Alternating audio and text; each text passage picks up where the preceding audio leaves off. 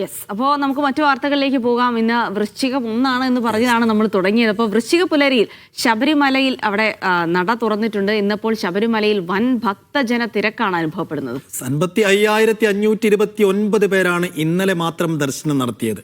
30,000 ആയിരുന്നു ഇന്നലത്തെ booking. December 3 വരെ ബുക്കിംഗ് പൂർത്തിയായിട്ടുണ്ട്. നിലവിൽ ചെങ്ങന്നൂർ, എരുമേലി, വണ്ടിപ്പെരിയാർ, സത്രം, പമ്പ, നിലയ്ക്കൽ എന്നിവിടങ്ങളിൽ സ്പോട്ട് ബുക്കിങ്ങിനുള്ള സൗകര്യവും ഏർപ്പെടുത്തിയിട്ടുണ്ട്. യെസ്, പോകാം ശബരിമലയിലേക്ക് തന്നെ. നന്ദുഷയുണ്ട് വിവരങ്ങൾ നൽകാനായി. നന്ദുഷ, അഭൂതപൂർവമായ തിരക്ക് ശബരിമലയിൽ അനുഭവപ്പെടുന്നു. വൃശ്ചികം 1 സ്വാഭാവികമായിട്ടും വ്രതാനുഷ്ഠാനങ്ങളൊക്കെയുടെ ഭക്തർ എത്തുന്ന സമയം കൂടിയാണ്. അപ്പോൾ സ്പോട്ട് ബുക്കിങ്ങിനൊക്കെയുള്ള സൗകര്യമൊക്കെ ഉണ്ട്. അപ്പോൾ എന്താണ് നിലവിലെ സ്ഥിതി? ഒരുപാട് ആളുകൾ എത്തുമ്പോൾ അത് തിരക്കൊക്കെ നിയന്ത്രിച്ചുകൊണ്ട് വളരെ നന്നായി തന്നെ തീർത്ഥാടനം മുന്നോട്ട് കൊണ്ടുപോകാൻ കഴിയുന്നുണ്ടോ? തീർച്ചയായും ജിൽസി, ഇതുവരെ അങ്ങനെ തന്നെയാണ് പറയാനാകുന്നത്. ഇന്നലെയാണ് നട തുറന്നത്. നട തുറന്ന ദിവസം കാര്യമായ ചടങ്ങുകളോ പൂജകളോ ഒന്നും തന്നെ ഇല്ലായിരുന്നു. എന്നിട്ടും 55,000-ഓളം ആളുകളാണ് ഇന്നലെ ദർശനം നടത്തിയത്. 30,000-ഓളം പേർ ഇന്നലെ വെർച്വൽ ക്യൂ വഴി ബുക്ക് ചെയ്ത് ദർശനം നടത്തി. അതല്ലാതെ 20,000-ഓളം ആളുകൾ 25,000-ഓളം ആളുകൾ സ്പോട്ട് ബുക്കിംഗ് കേന്ദ്രങ്ങൾ വഴിയാണ് ശബരിമലയിലേക്ക് എത്തിയത്. ഇന്നിപ്പോൾ ഭക്തജനങ്ങൾ കൂടുതൽ വർദ്ധിച്ചത് സത്രം, എരുമേലി പോലുള്ള കാനനപാതകളും ഇന്ന് രാവിലെ 7 മണി മുതൽ തന്നെ തുറന്നിട്ടുണ്ട്. അതുവഴിയുള്ള ഭക്തരും ശബരിമലയിലേക്ക് എത്തിക്കൊണ്ടിരിക്കുകയാണ്. അതുകൊണ്ട് തന്നെയാണ് വലിയ രീതിയിലുള്ള തിരക്ക് ശബരിമലയിൽ അനുഭവപ്പെടുന്നത്. ഈ 18-ാം പടിയുടെ ഒക്കെ പരിസരത്തേക്ക് നോക്കുകയാണെങ്കിൽ നമുക്കറിയാം, ഒരു ജലപ്രവാഹം ഒഴുകി വരുന്നത് പോലെയാണ് ജനങ്ങൾ ഒഴുകി വരുന്നതെന്ന് കണ്ടാലറിയാം. അതുപോലെ മേൽപ്പാലങ്ങളിലേക്ക് ആളുകൾ നിറഞ്ഞു കവിയുന്ന ഒരു സാഹചര്യമുണ്ട്. രാവിലെ തന്നെ പമ്പയിലെയും അതോടൊപ്പം ശബരിമല സന്നിധാനത്തിന് തൊട്ട് മുൻപിലുള്ള വലിയ നടപ്പന്തലുമൊക്കെ നിറഞ്ഞ് കവിഞ്ഞിരുന്നു.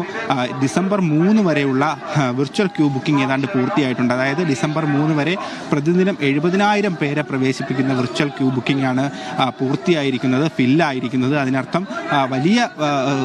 വളരെ വലിയൊരു ഭക്തജന പ്രവാഹമാണ് 3-ാം തീയതി വരെ നമുക്ക് കണക്കുകൾ പ്രകാരം തന്നെ ശബരിമലയിലേക്ക് ഉണ്ടാകാൻ സാധ്യതയുള്ളത്. അതുകൂടാതെ വിവിധ സ്പോട്ട് ബുക്കിംഗ് കേന്ദ്രങ്ങൾ, 5ഓളം സ്പോട്ട് ബുക്കിംഗ് കേന്ദ്രങ്ങളാണുള്ളത്. പമ്പയിലും നിലയ്ക്കലിലും അതോടൊപ്പം വണ്ടിപ്പെരിയാർ സത്രത്തിലും എരുമേലിയിലും ചെങ്ങന്നൂരും ഏർപ്പെടുത്തിയിട്ടുള്ള പ്രത്യേക സ്പോട്ട് ബുക്കിംഗ് കേന്ദ്രങ്ങൾ വഴിയും വലിയ രീതിയിലുള്ള ഭക്തജനങ്ങൾ സ്പോട്ട് ബുക്കിംഗ് നടത്തി സന്നിധാനത്തേക്ക് അയ്യപ്പനെ കാണുവാനായി, അയ്യപ്പനെ ദർശിക്കുവാനായി എത്തുന്നുണ്ട്. ഇതിപ്പോൾ മേൽപ്പാലത്തിൻ്റെ സമീപത്ത് കൂടി നമുക്ക് പോകേണ്ടതായിട്ടുണ്ട്. മേൽപ്പാലത്തിൻ്റെ സമീപത്ത് വലിയ ഭക്തജന തിരക്കാണ് നിലവിലുള്ളത്. സോപാനത്തിലേക്ക് ആളുകൾ ഒഴുകിയെത്തുന്ന കാഴ്ചയാണ് കാണാൻ കഴിയുന്നത്. പോലീസ് ഉദ്യോഗസ്ഥരടക്കം വളരെ മികച്ച രീതിയിലുള്ള ക്രമീകരണങ്ങളോട് കൂടിയാണ് ഈ തിരക്ക് നിയന്ത്രിക്കാനായി ഇവിടെ എത്തിയിട്ടുള്ളത്. ഇന്നലെ നമ്മൾ ദേവസ്വം ബോർഡ് പ്രസിഡന്റിനോട് സംസാരിച്ചിരുന്നു. അപ്പോൾ അദ്ദേഹം പറഞ്ഞിരുന്നു, ലോ ആൻഡ് ഓർഡർ ഡ്യൂട്ടി എന്നുള്ളതല്ല പോലീസിൻ്റെ ഇവിടുത്തെ പ്രധാന ചുമതല. ഇവിടെ എത്തുന്ന ഓരോ ഭക്തൻ്റെയും സുരക്ഷിതത്വം ഉറപ്പുവരുത്തുക എന്നുള്ളത് തന്നെയാണ്. നമ്മുടെ അയ്യപ്പ സംഗമ വേദിയിൽ പോലും ഇപ്പോഴത്തെ ദേവസ്വം പ്രസിഡന്റ് അവിടെ സെമിനാർ അവതരിപ്പിക്കാനായി കെ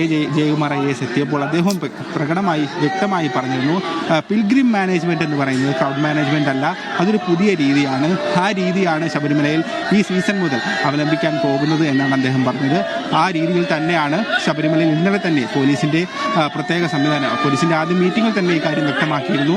ക്രൗഡ് മാനേജിംഗ് രീതിയിൽ നിന്ന് മാറി പിൽഗ്രിം മാനേജ്മെന്റിലേക്ക് ശബരിമലയിലെ തീർത്ഥാടകരെ മാനേജ് ചെയ്യുന്ന രീതി മാറണം എന്നുള്ളത്. ഏതായാലും നിലവിൽ ഇന്ന് 70,000-ഓളം ആളുകൾ വിർച്വൽ ക്യൂ ബുക്കിംഗ് വഴി ശബരിമലയിലേക്ക് എത്തും. അതോടൊപ്പം 20,000-ഓളം ആളുകൾ സ്പോട്ട് ബുക്കിംഗ് വഴി ശബരിമലയിലേക്ക് എത്തും. അങ്ങനെ ഏതാണ്ട് 90,000 ആളുകൾ, വിവിധ മേഖലയിൽ നിന്നുള്ള ആളുകളെ എല്ലാം കൂടി കണക്കിലെടുക്കുമ്പോൾ ഏതാണ്ട് 1,00,000-ഓളം ആളുകൾ ഇന്ന് ശബരിമല ദർശനം നടത്തും എന്നാണ് കണക്കുകൾ സൂചിപ്പിക്കുന്നത്. അതോടൊപ്പം ഇന്നലെ ചുമതലയേറ്റ ED പ്രസാദ് നമ്പൂതിരിയാണ് ഇന്ന് ക്ഷേത്രം തുറന്ന് പൂജകൾ നടത്തിയത്.